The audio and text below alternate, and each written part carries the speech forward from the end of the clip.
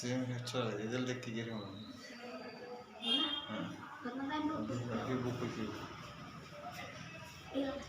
वही तो